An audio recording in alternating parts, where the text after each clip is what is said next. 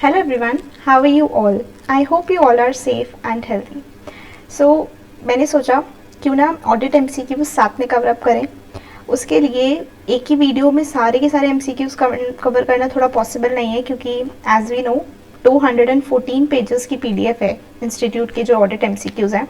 तो एक साथ ना कवर करके थोड़ा थोड़ा रोज कवर करते हैं, जिससे कि हमारे एमसीक्यूज भी कवर अप हो जाएंगे और कोई बर्डन भी नहीं रहेगा कि हमें एक साथ इतने सारे एमसीक्यूज लेकर बैठने हैं. ऑल्सो हम जब एमसीक्यूज प्रैक्टिस करेंगे रोज़ थोड़े थोड़े, तो हमें चैप्टर्स भी रिकॉल होना स्टार्ट हो जाएंगे जिस भी चैप्टर पर बेस्ड वो एमसीक्यू होगा. एंड इससे हम सब्जेक्ट के टच में भी रहेंगे और हमारी एक्टिव रिकॉलिंग भी होती रहेगी of the topics which we have already covered, right. तो मैंने सोचा है कि हम इस सीरीज़ के अंदर हर रोज़ 10 एमसीक्यूज़ करेंगे. 10 एमसीक्यूज़ अच्छे से, मतलब ऐसे इतने अच्छे से करेंगे कि दोबारा उसको करने की ज़रूरत ही ना पड़े. और आप भी मेरे साथ साथ इन एमसीक्यूज़ में पार्टिसिपेट करना. और जो भी एमसीक्यू आपको लगता है कि आप फर्स्ट टाइम में गलत अटेम्प्ट कर रहे हैं, तो उसको मार्क कर लेना, जिससे कि नेक्स्ट टाइम आप इसको जब रिवाइज करो तो आपको फिर से 214 पेजेस ना पढ़ने पड़े. सिर्फ वो एमसीक्यूज़ पढ़ने पड़े जहाँ पर आप मिस्टेक्स कर रहे हैं, जहाँ पर आप फर्स्ट टाइम में आंसर्स अच्छे से समझ नहीं पाए थे या एमसीक्यू सेलेक्ट नहीं कर पाए थे आंसर का. ठीक है. सो दिस वे हम सभी की अच्छे से एमसीक्यू की प्रिपरेशन भी हो जाएगी, कवर भी हो जाएंगे सारे के सारे MCQs, and we'll be through this, right. So आज हम फर्स्ट टू 10 एमसीक्यूज कवर करने वाले हैं. तो सबसे पहले एमसीक्यू से स्टार्ट करते हैं, right. Okay. Now PMP Limited is an associate of PMP INC, a company based in Kuwait. PMP Limited is listed in India. जो PMP Limited है वो इंडिया में लिस्टेड है, और ये PMP Limited एक एसोसिएट कंपनी है ऑफ PMP INC, जो कि एक कुवैत बेस्ड कंपनी है. ठीक है. जो ये कंपनी PMP Limited है वो इंडिया में लिस्टेड है और इसका जो ऑफिस है वो असम के अंदर है. ठीक है. The company's operations have remained stable over the years, and the management is looking to expand the operations, for which the management is considering different business ventures. तो ये लोग चाह रहे हैं कि इनका बिजनेस स्टेबल रहा है और अभी वो एक्सपैंड करने का सोच रहे हैं. ठीक है, अच्छी बात है. The company's auditors issued a clean audit report on the audit of the financial statements for the financial year ended 31st March 2019. 31st March 2019 का जो ऑडिट हुआ था उस टाइम पर ऑडिटर्स ने क्लीन ऑडिट रिपोर्ट इशू करी होगी as per SC 700. ठीक है, बहुत अच्छी बात है. For the financial year ended 31st March 2020, the auditors made some changes in their audit team. 31st March 2020 का जब वो ऑडिट करने लगे, मतलब जब नेक्स्ट ईयर का ऑडिट करने लग रहे थे, तो the auditors just made some changes in their audit team. ठीक है, कोई बात नहीं, कर सकते हैं, कोई प्रॉब्लम नहीं है. While the audit partner remained the same, the field in charge has been replaced. Audit partner same है. ठीक है. फील्ड इंचार्ज चेंज हो गया. ठीक है. क्यों चेंज हुआ है? As the field incharge who was engaged in the audit of the financial statements for the financial year ended 31st March 2019 has left the firm. तो जो फील्ड इंचार्ज था उसने अब जो फर्म है उसको छोड़ दिया है, वहां पर अब वो एम्प्लॉयड नहीं है, जिसकी वजह से इस साल को ऑडिट करते time we have to replace this particular field incharge. ठीक है.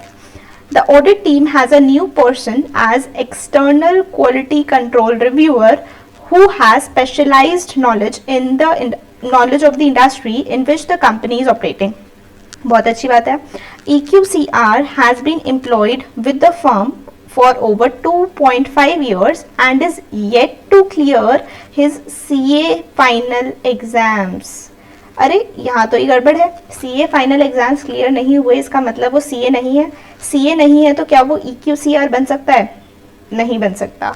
तो यहाँ पर ये गलत चीज़ करी हुई है. EQCR तो बन ही नहीं सकता ये बंदा, बट इन लोगों ने EQCR बनाया हुआ है किसी ऐसे बंदे को जो एक्चुअल में CA नहीं है. ठीक है. The changes were made on the basis of the consideration that the firm has enough experience of engagement with this client. ठीक है, लेकिन क्या हम सिर्फ ये चीज़ देखकर कि वो बंदा स्पेशलाइज्ड है, उस पर्टिकुलर इंडस्ट्री की नॉलेज रखता है, तो क्या उस बेसिस पर उसको EQCR बना सकते हैं इर्रिस्पेक्टिव ऑफ द फैक्ट कि वो CA नहीं है? नहीं. अगर वो CA नहीं है तो वो EQCR बन ही नहीं सकता. ये चीज़ तो बिल्कुल ही गलत लग रही है यहाँ पे. ठीक है, आगे बढ़ते हैं.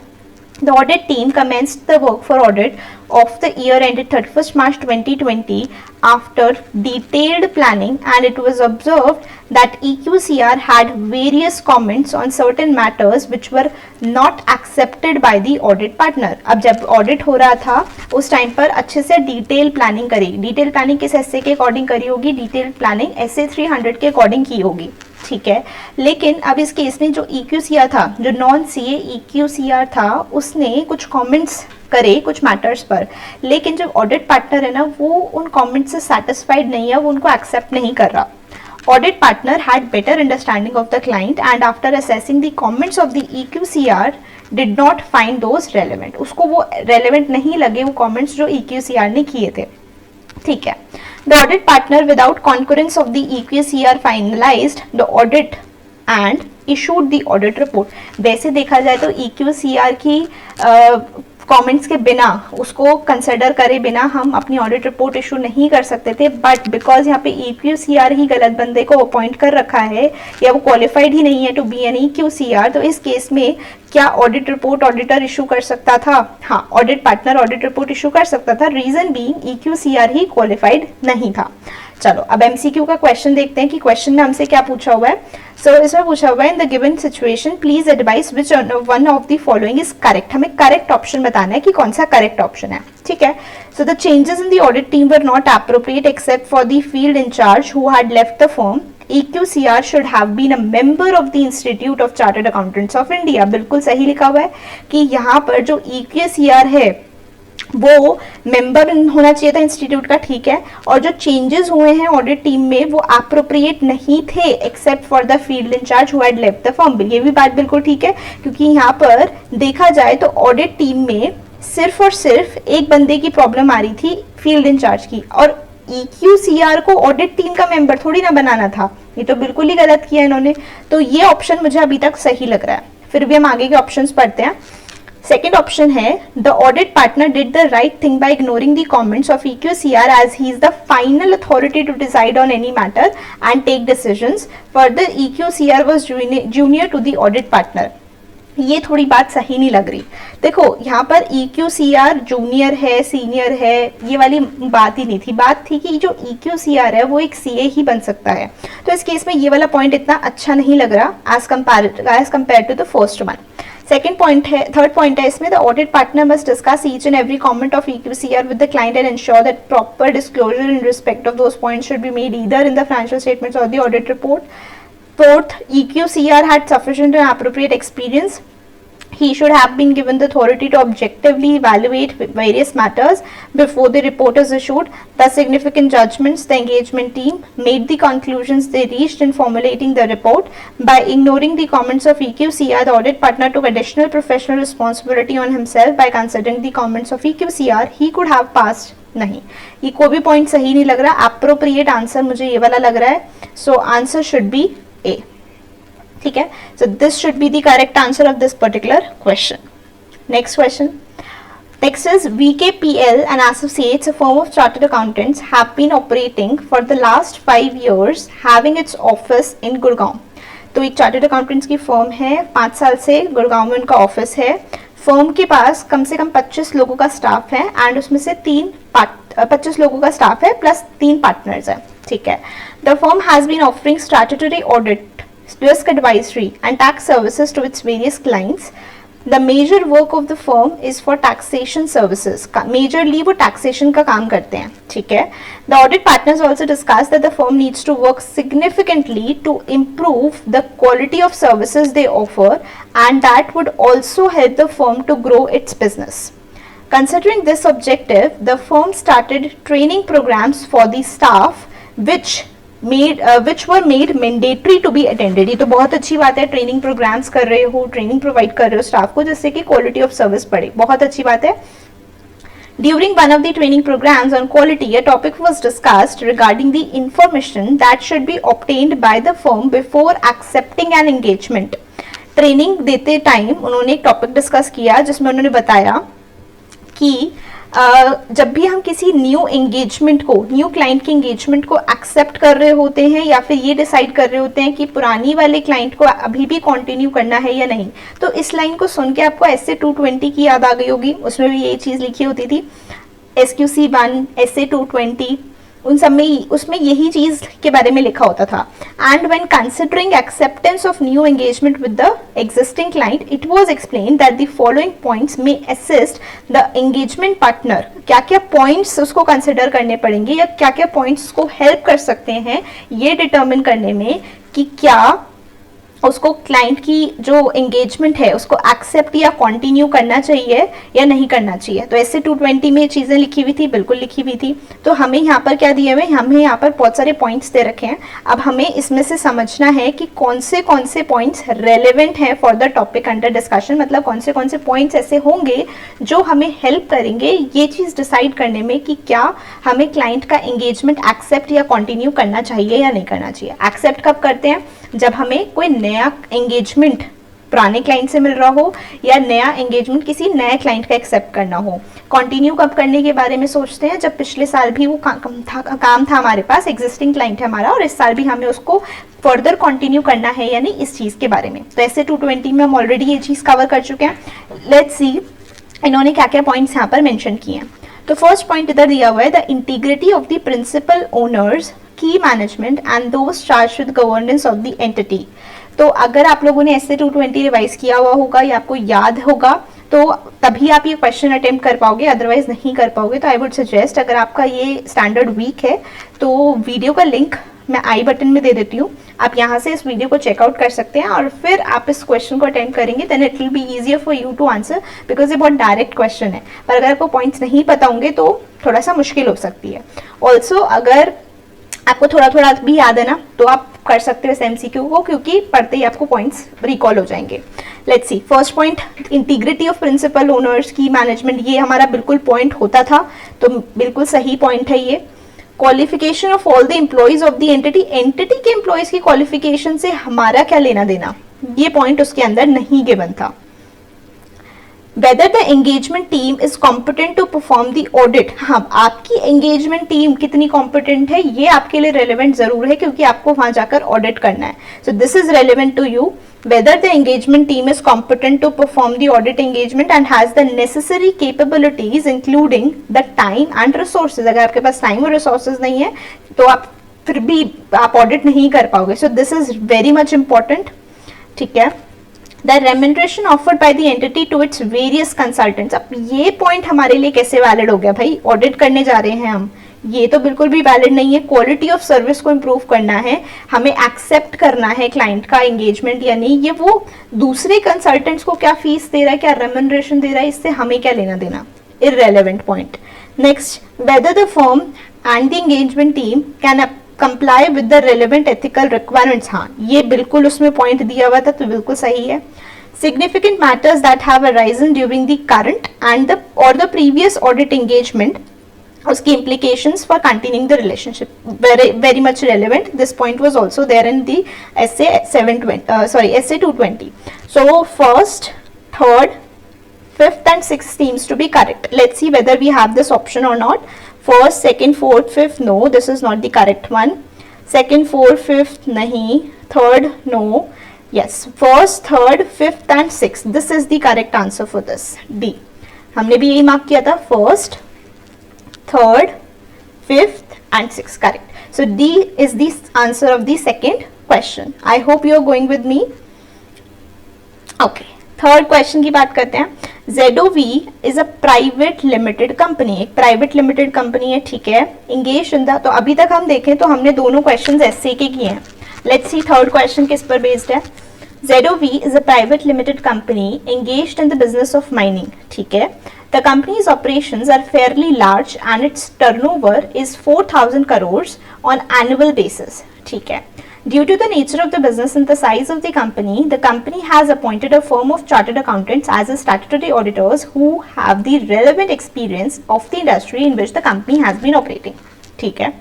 During the course of audit of the financial statements for the year ended 31st March 2020, the audit team had various observations which resulted in many adjustments in the financial statements of the company, and that was also appreciated by the CFO. Audit team ने काम किया, काफ़ी सारी adjustments उससे लगा कि करने की ज़रूरत है, तो उसने वो एडजस्टमेंट्स करवा दी एंड ये चीज़ CFO को बहुत अच्छी लगी. ठीक है.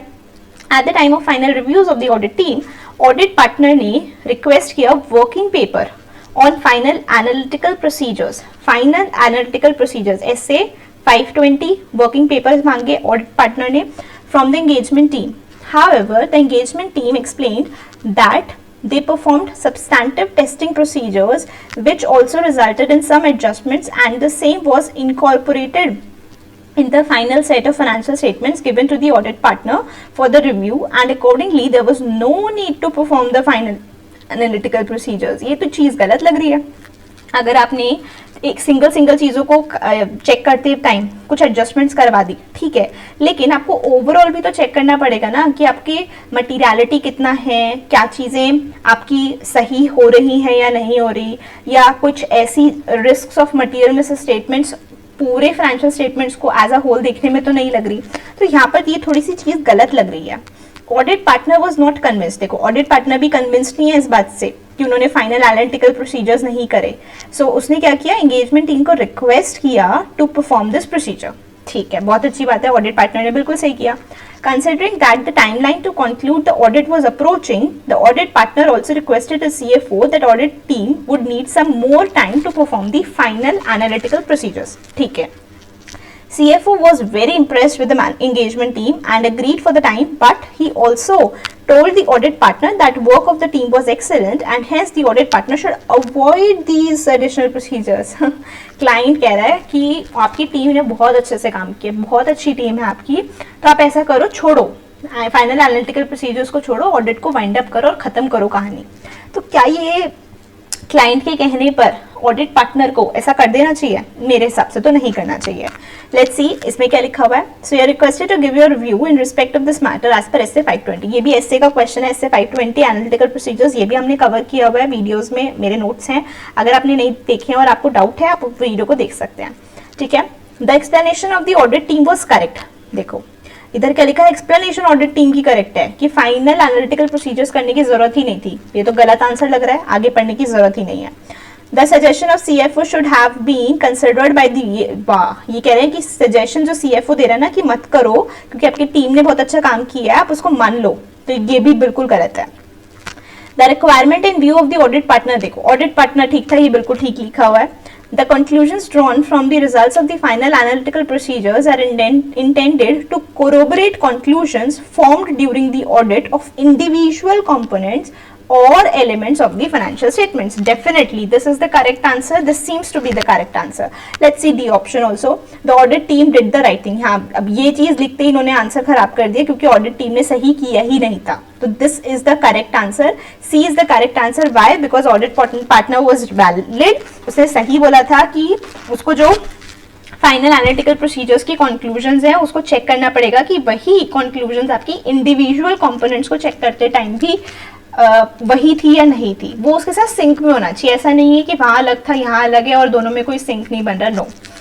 तो ये आंसर बिल्कुल correct, C answer should be the correct answer for question number 3. Okay, अभी तक 3 क्वेश्चंस करे, तीनों SA पर बेस्ड थे. ठीक है, आगे देखते हैं. BDG Private Limited was established in 2001 and since then the company's operations have grown significantly. बहुत अच्छी बात है. Company is based in Kanpur and has branch offices outside Kanpur. तो बहुत अच्छी ब्रांच है, मतलब कंपनी काफ़ी ग्रोन है, अच्छी है. कानपुर में भी है, ब्रांच ऑफिसेस भी जगह जगह पर हैं, तो बहुत अच्छी चीज़ है. अच्छा, the company is engaged in tours and travels business. Because of the nature of business, it has voluminous transactions. ठीक है. The annual turnover of the company is INR 700 crores. Okay. During the audit of financial statements of the company for the year ended 31st March 20, the auditors observed wide variations in various details of sales, expenses as compared to last year. Last year जितने खर्चे दिखा रखे थे, जितनी sales दिखा रखी थी, उसमें काफ़ी ज़्यादा डिफरेंस दिख रहा है, या जितनी सेल्स कैटेगरी बना रखी थी, एक्सपेंसेस की कैटेगरीज थी, उसमें काफी ज्यादा वेरिएशंस दिख रहे हैं। ठीक है, अब ज्यादा वेरिएशंस दिख रहे हैं तो इस केस में डेफिनेटली आपको चेकिंग थोड़ी सी ज्यादा करनी पड़ेगी। हाँ, ऐसा लग रहा है। लेट्स सी क्वेश्चन क्या बोल रहा है आगे।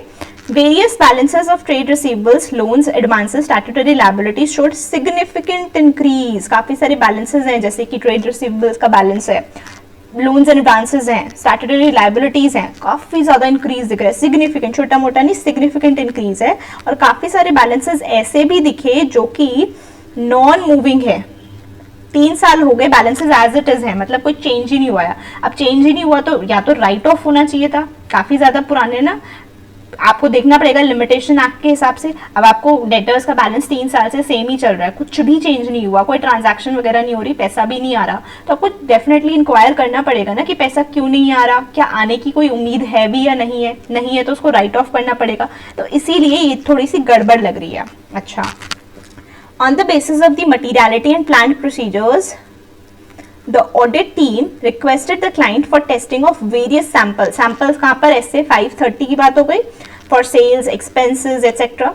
The client observed that the number of samples that the team has requested increased। जो number of samples है वो increase कर गया है as compared to the last year, and asked the team to cut down the number of samples so that it is the same number of samples which were tested in the previous year। ये क्या बात हुई? Client कह रहा है आप जो number of samples इस बार मांग रहे हो ना वो ज्यादा है, पिछले साल तो हमसे इतना ही मांगा गया था, तो आप इस साल भी इतने ही मांगो। ये क्या बात हुई? ये तो बिल्कुल गलत बात है, वैसे थोड़ी ना होता है। अब काफी सारी चीजें डिफरेंट लग रही हैं, वेरिएशंस हैं, तो ऑब्वियसली, और ये कौन सी बात हुई कि पिछले साल इतने थे तो इस साल इतने होने चाहिए? नो, ये तो प्रोफेशनल जजमेंट के बेसिस पर ऑडिटर डिसाइड करता है कि उसको कितना सैंपल साइज रखना है, कौन सा मेथड यूज करना है, और उसके हिसाब से वो अपने ऑडिट प्रोसीजर्स उस सैंपल पर लगाता है, जिससे कि वो पूरी पॉपुलेशन पे कंक्लूजन फॉर्म कर सके।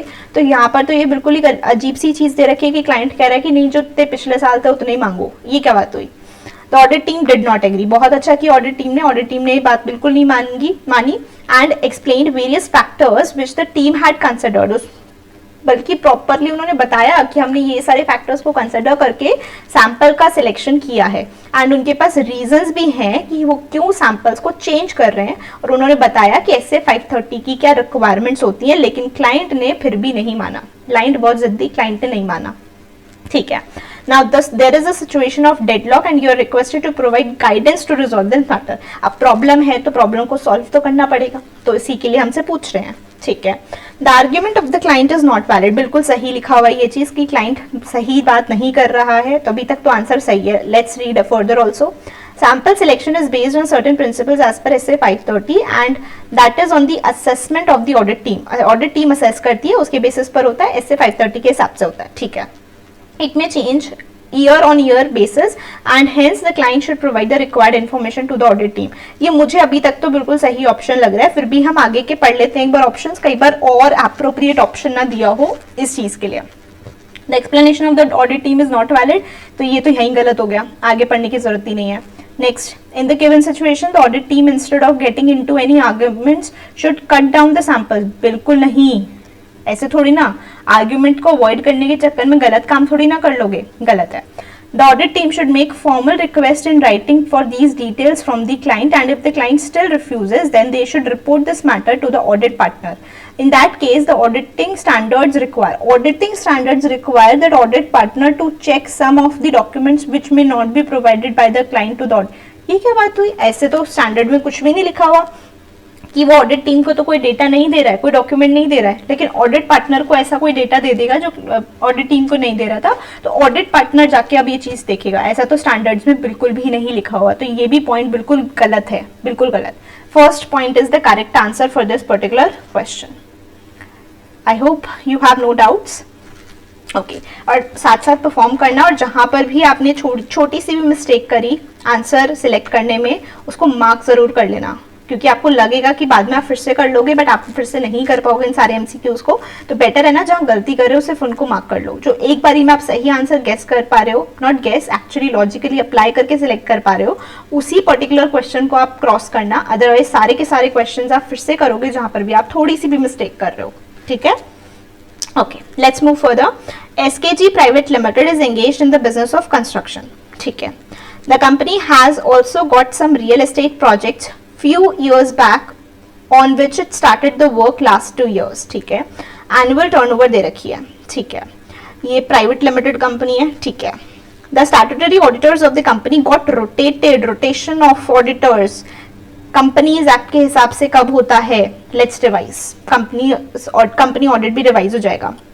रोटेशन ऑफ ऑडिटर्स आपका एक तो लिस्टेड कंपनीज के केस में होता है एंड फिर particular prescribe class of companies के केस में होता है। प्रिस्क्राइब क्लास ऑफ कंपनीज होती हैं प्राइवेट कंपनी, अगर प्राइवेट कंपनी की paid up share capital more than equal to 50 crore है, या फिर अनलिस्टेड पब्लिक कंपनी की paid up share capital more than equal to 10 crore है, या फिर ये दोनों कंडीशंस में से कुछ भी सेटिस्फाई नहीं हो रही थी इन कंपनीज की लिमिट में, लेकिन उनकी जो बोरोइंग्स है वो 50 करोड़ से 50 करोड़ से ज्यादा की हैं, तो even if their paid up share capital is less than the limit, still the rotation of auditors का concept will be applicable on such particular company. So यहाँ पर देखें तो हमें paid up share capital private company के case में चाहिए होती है फॉर चेकिंग, तो वो नहीं गिवन है, बोरोइंग्स भी नहीं गिवन है, तो बस इन्होंने बता दिया कि मैंडेटरी ऑडिट रोटेशन रिक्वायरमेंट्स इस पर्टिकुलर कंपनी पर एप्लीकेबल इस पर्टिकुलर कंपनी पर एप्लीकेबल हो रहे थे, तो ऑडिट फर्म को रोटेट कर दिया गया है, तो ठीक है हम मान लेते हैं। मतलब ये कंपनी ऑडिट के रोटेशन वाले कॉन्सेप्ट से रिलेटेड क्वेश्चन तो नहीं है, ये चीज क्लियर हो गई है ना, ठीक है। Now, the new statutory auditors of the company started the audit of the financial statements for the year ended 31st March 2020 in May 20. ठीक है। The audit team has also requested the client to provide certain information on the opening balances. SA 510. SA 510 का question लग रहा है ना ये, opening balances से related, ठीक है। टू परफॉर्म, अभी तक देखें तो 5 MCQs, 5th MCQ है ये, और 5 के 5 अभी तक स्टैंडर्ड्स पर बेस्ड है, ठीक है। The audit team also requested the client to provide certain information on the opening balances to perform their audit procedures. Initially, the management did not provide any information to the auditors on the opening balances, thinking that it is not within the scope of their work. क्यों भाई, opening balance तो देना पड़ेगा। However, after going through the auditing standards, the management agreed and provided. तो बाद में मान गए ना, ठीक है। Later on, the audit team also started requesting information for the period April 2020 to 31st May, जबकि मार्च 2020 का ऑडिट हो रहा था, मई में स्टार्ट हुआ था, तो उन्होंने मई तक का, अप्रैल 2020 से मई 20 मतलब बैलेंस शीट डेट के बाद ऑडिट स्टार्ट होने तक का डेटा मांगना स्टार्ट कर दिया मे बी, ठीक है। Now with this requirement, CFO of the company got very upset, angry, and set up a meeting with the senior members of the audit team.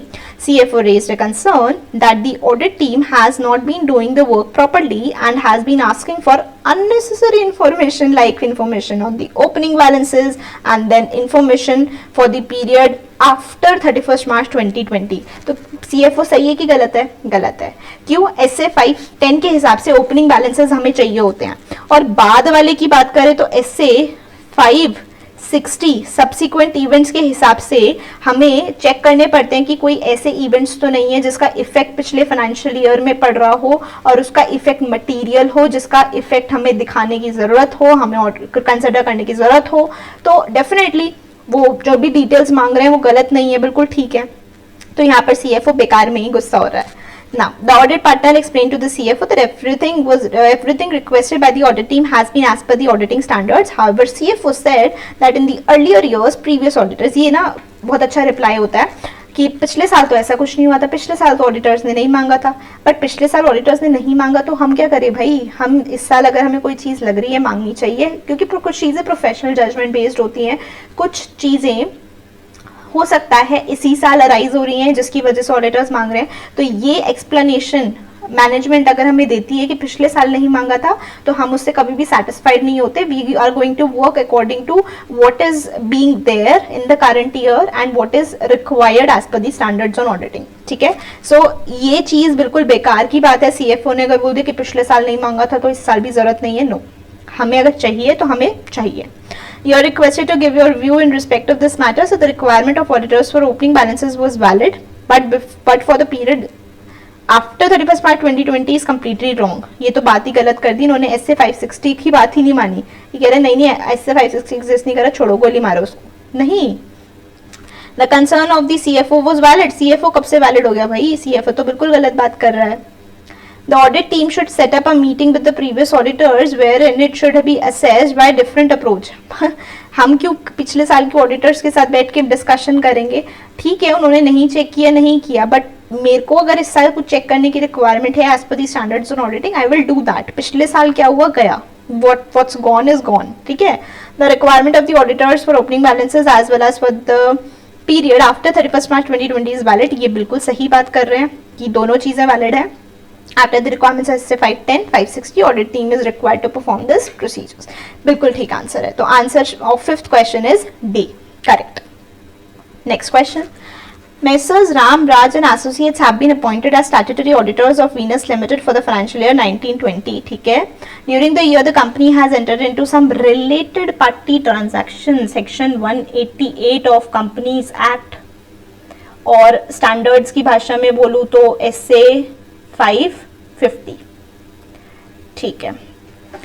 CA Ram, the engagement partner, has taken a management representation letter. management representation letter कहाँ पर, कौन से SA के हिसाब से होता है? SA 580. Oops, SA 580. I hope आप समझ गए होंगे. SA 580. ठीक है. तो CA Ram, the engagement partner, has taken a management representation letter regarding the proper accounting, presentation and disclosure of such related party transaction. ठीक है. Is there any further responsibility? ये कैसी बात हुई? क्या हम ऑडिट MRL के बेसिस पर कर सकते हैं कि MRL मिल गया, मान लो सही है, खत्म? नहीं भाई, SA 550 के हिसाब से आपको चेक करना पड़ेगा कि जो ये रिलेटेड पार्टी ट्रांजैक्शंस हुई हैं वो करेक्टली आइडेंटिफाइड है या नहीं.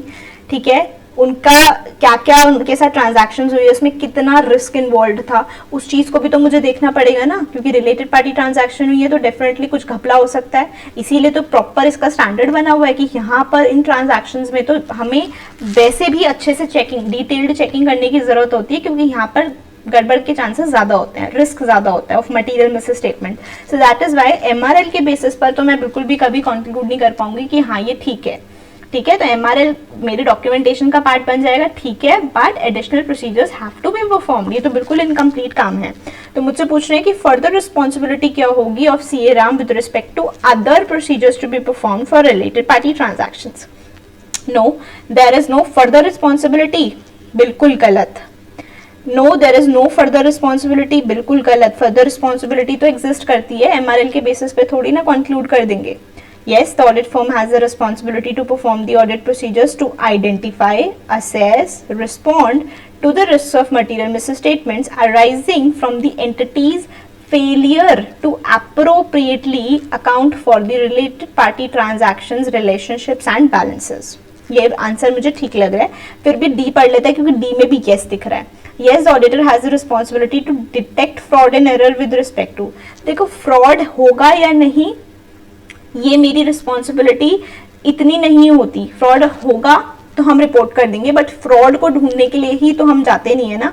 तो ये चीज सही नहीं है. मेरी रिस्पॉन्सिबिलिटी इस चीज से रिलेटेड है कि मुझे आइडेंटिफाई करना है कौन से रिलेटेड पार्टी है, क्या ट्रांजैक्शंस हुई हैं, और मुझे चेक करना है कितना रिस्क था. रिस्क है तो उसको असेस करना है कितना था, और उसके बेसिस पर आई हैव टू सी कि अकाउंटिंग वगैरह सब कुछ सही से हो रही है या नहीं हो रही. सो सी is the correct answer.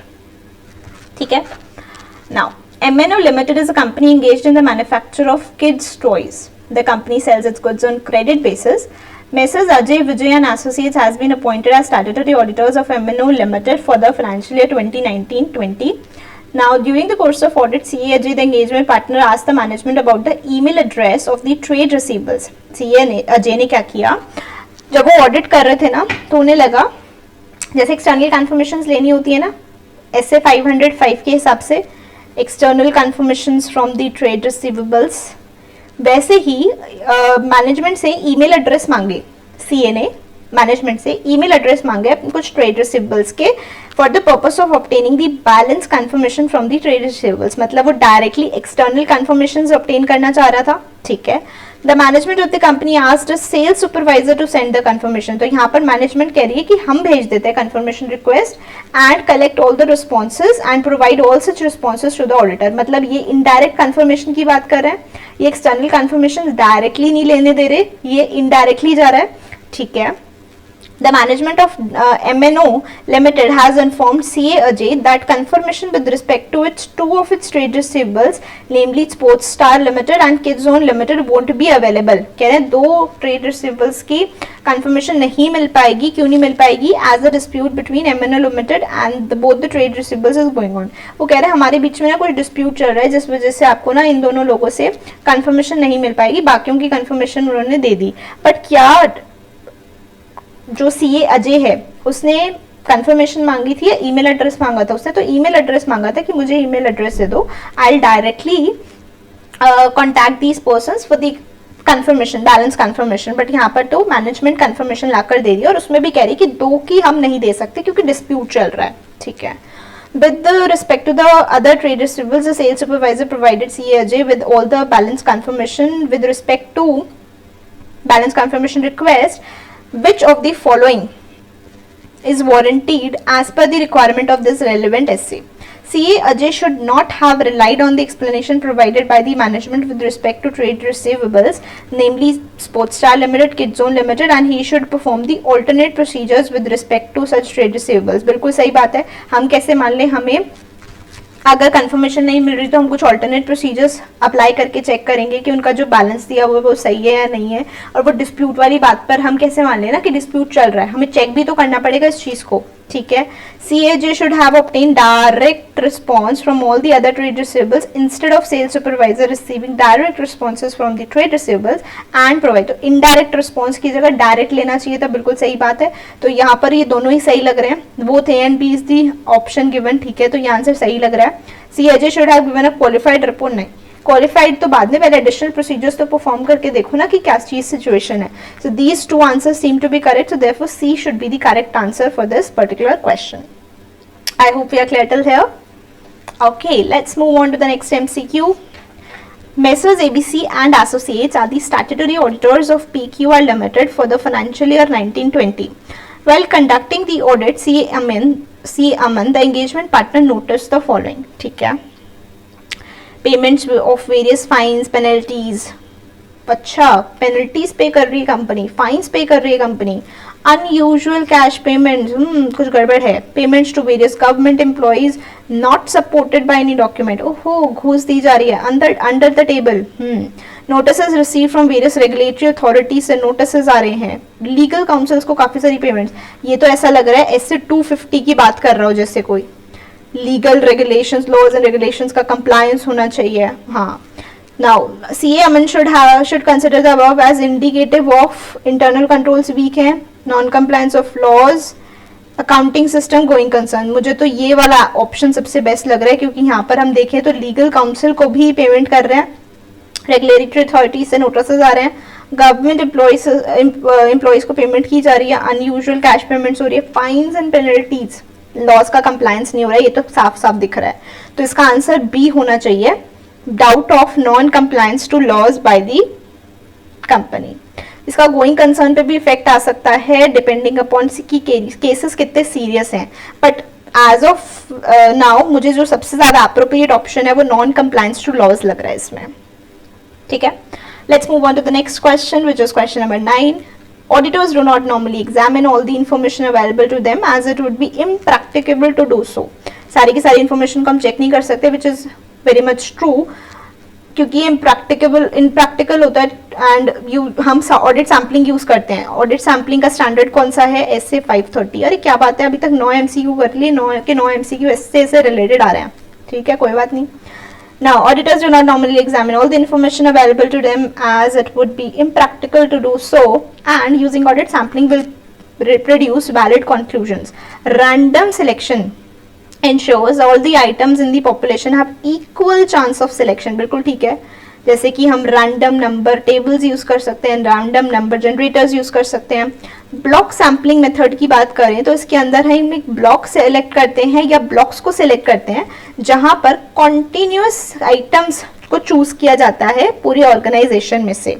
For example मेरे पास 100 यूनिट्स हैं, 100 यूनिट्स में से मैंने कोई बीच की 20 यूनिट सिलेक्ट कर ली and 20 should be consecutive.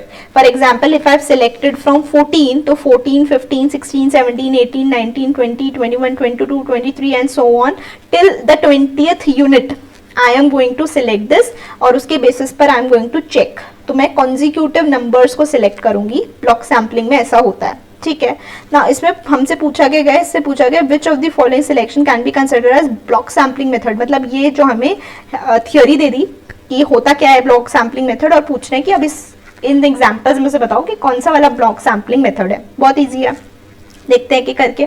Auditor mister A divided the trade receivables into 2 groups as balances above 20 lakhs, balances between 9। ये थोड़ी ना हुआ different percentages of items from each group. नहीं, यहाँ पर आपका ब्लॉक तो हो ही नहीं रहा create.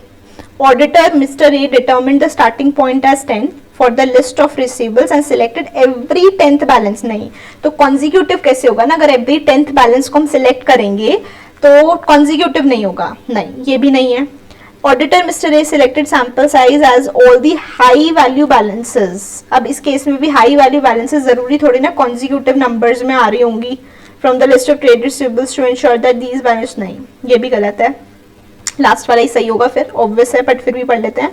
Auditor mister A uses a sample of 50 consecutive checks to test whether the checks are signed by authorized signatories rather than picking 50 sample checks to order। ये बिल्कुल ठीक है, उसने consecutive 50 checks को उठाया है। सीरियली जो नंबर्ड होते हैं ना तो एग्जैक्ट 50 एक साथ, ये नहीं कि पहले एक महीने में से एक ले लिया, फिर 2 महीने सेकेंड मंथ में से 2 ले लिए, 3 ले लिए, ऐसे पूरे साल में से 50 नहीं लिए, इकट्ठे 50 चेक्स ले लिए। बिल्कुल सही ऑप्शन है, ब्लॉक में एग्जैक्टली यही होता है, ठीक है।